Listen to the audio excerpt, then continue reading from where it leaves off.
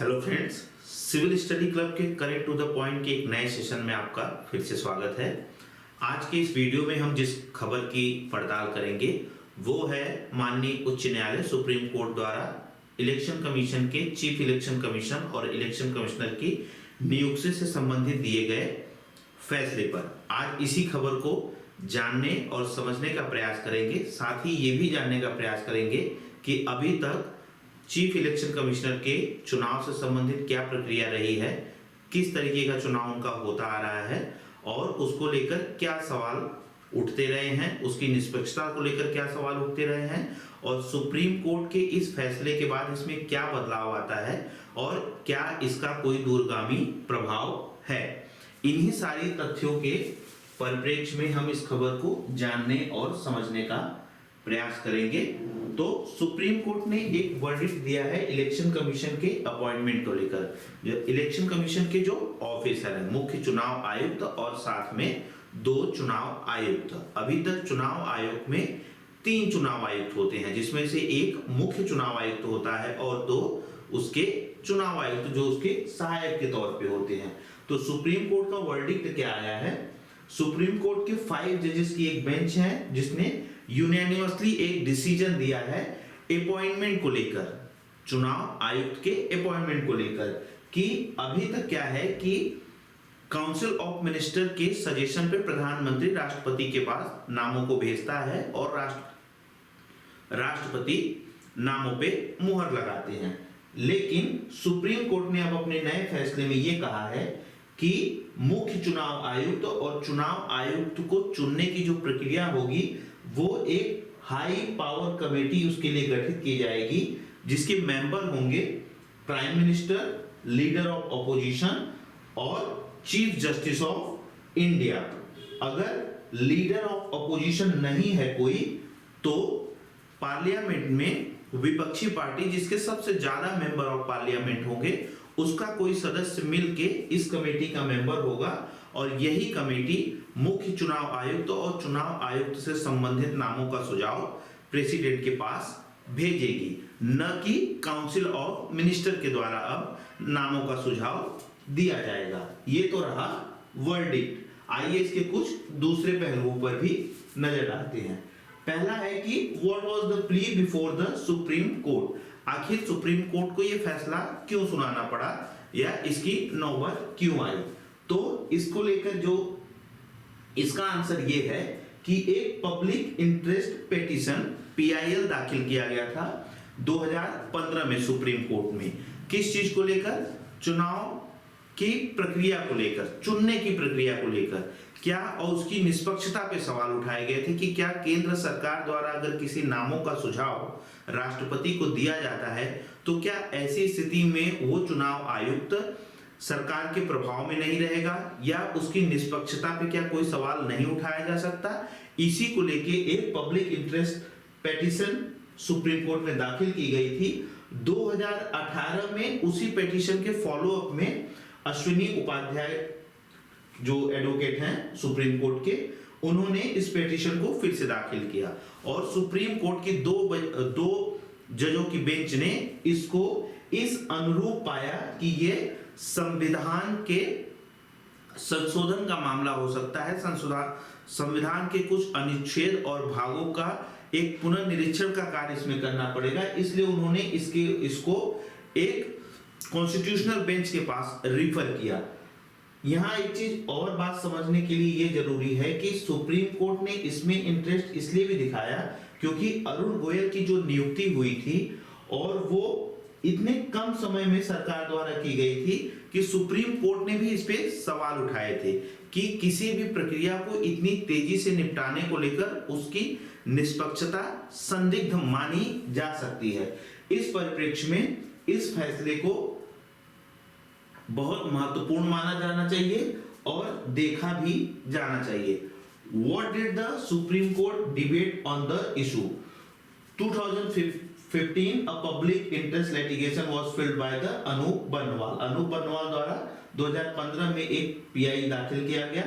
किसके लिए दाखिल किया गया? For the constitutional validity of the practice of the centre appointing member. Centre के द्वारा जो मेंबर अपॉइंट किया जा रहा है उसकी कॉन्स्टिट्यूशनल वैलिडिटी को चैलेंज करने के लिए किया गया। Since it would be required a close examination of article 224 of the constitution. Supreme court के दो जजों की जो बेंच ने ये पाया इस पीआईएल के सापेक्ष कि इसमें आर्टिकल 324 के क्लोज एग्जामिनेशन की जरूरत है।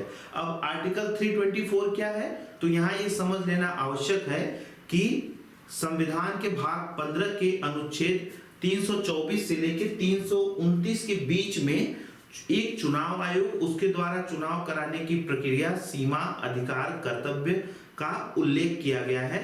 साथ ही वहां भी ये भी मेंशन किया गया है कि पार्लियामेंट के द्वारा एक लॉ बनाया जाएगा और उसी लॉ के आधार पे काउंसिल ऑफ मिनिस्टर जो होंगे वो प्रधानमंत्री को एक नाम का सुझाव देंगे और प्रधानमंत्री राष्ट्रपति को वो नाम प्रेषित करेंगे और बाद में राष्ट्रपति के हस्ताक्षर के बाद वो चुनाव आयुक्त के नाम पे मोहर लग जाएगी।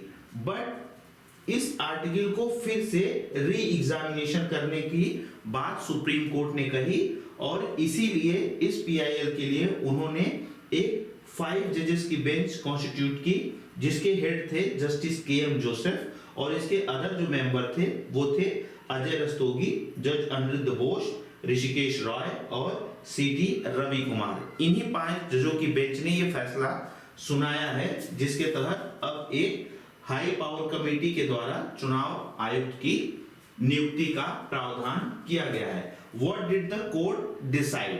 The appointment of the chief election commissioner and the election commissioner shall be made by the president on the advice of the committee.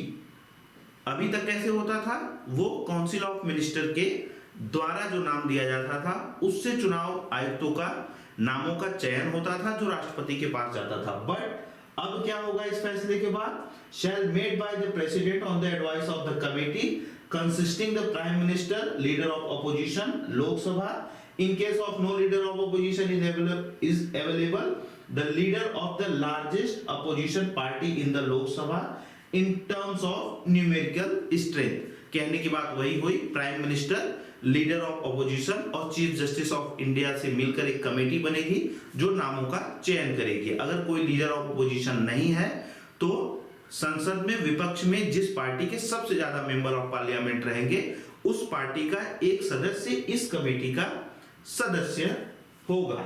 But यहां पे इस फैसले के साथ साथ सुप्रीम कोर्ट ने एक चीज और क्लेरिफाई किया गया है, एक चीज और क्लेरिफाई की है, वो ये है कि we make it clear that this will be subject to any law to be made by the parliament. मतलब कि अगर पार्लियामेंट जब तक इस पे कोई कानून नहीं बनाई हुई है तभी तक सुप्रीम कोर्ट का ये फैसला जो है वो प्रभावशील रहेगा। जैसे ही चुनाव प्रक्रिया को लेकर पार्लियामेंट कोई कानून बनाती है तो तत्काल प्रभाव से सुप्रीम कोर्ट का ये फैसला जो है वो निष्प्रभावी हो जाएगा।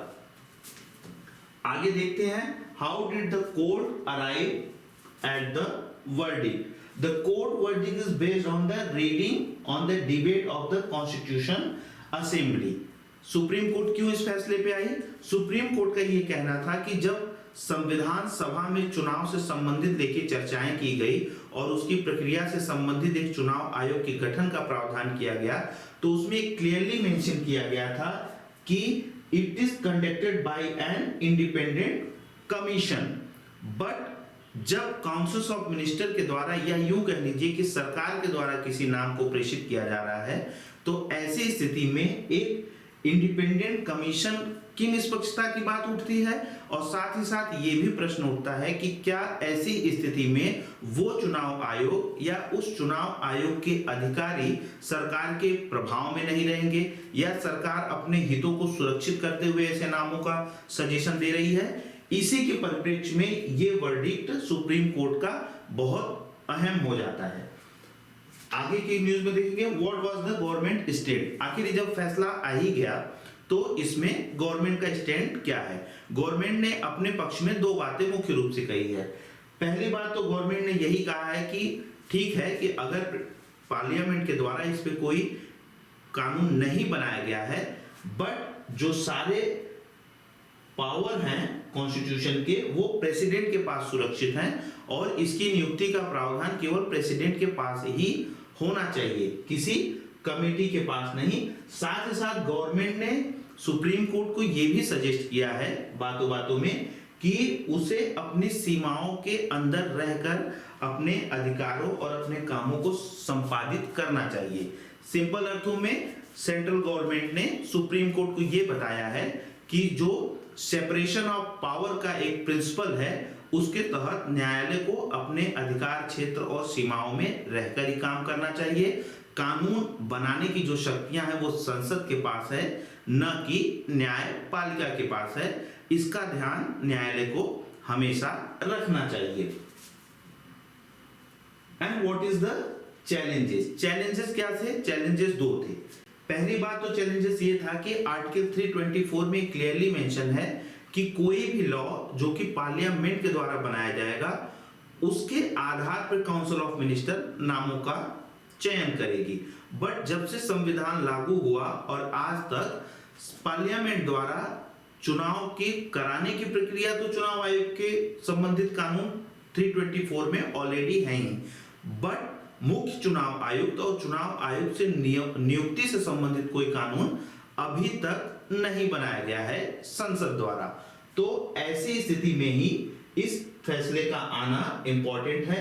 जब तक ये कानून पार्लियामेंट के द्वारा नहीं बन रही है तब तक ये फैसला सुप्रीम कोर्ट का लागू रहेगा, जिसके अनुसार हाई पावर कमेटी, जिसकी मेंबर ऑलरेडी मैं आपको बता चुका, prime minister, leader of opposition और चीफ जस्टिस ऑफ इंडिया होंगे, वो चुनेंगे।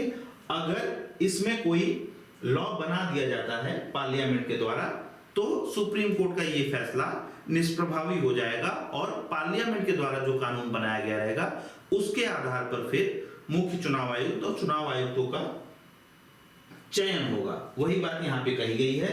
The crux of the challenge is that the since there is no law made by the parliament on this issue the court must step in to fulfil the constitutional vacuum. मतलब जब तक law नहीं है तो उसको fulfil करने के लिए कोर्ट को आगे आना पड़ेगा।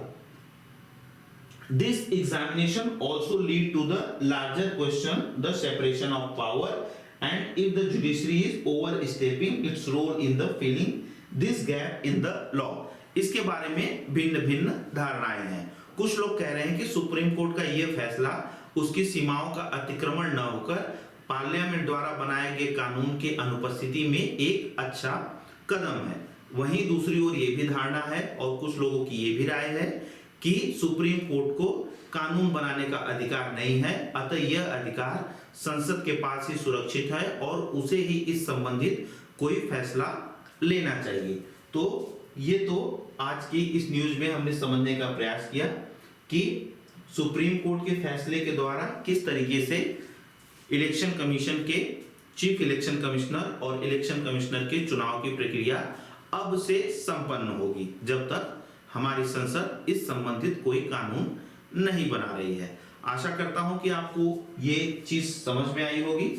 आगे भी इसी तरीके का कोई एक टॉपिक जो आपके एग्जामिनेशन के पॉइंट ऑफ व्यू से बहुत ज्यादा रिलेवेंट होगा, करंट टू द पॉइंट के सेशन में हम लेकर आएंगे। तब तक के लिए थैंक यू।